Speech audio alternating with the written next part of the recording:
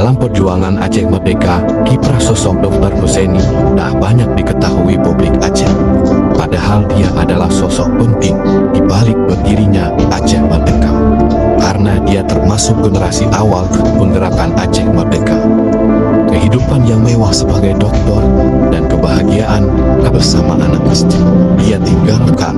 Namun Dr. Husseini memilih masuk hutan memperjuangkan ideologi Aceh Merdeka yang dia yakinkan bersama kawan-kawannya di hutan Aceh.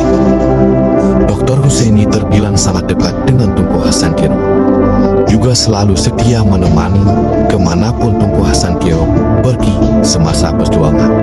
Ia menjadi orang pertama yang diminta pertimbangan oleh wali dalam membuat keputusan penting. Dalam kesetiaan dan keteguhan yang dimilikinya, menjadikan Tunku Hasankeyro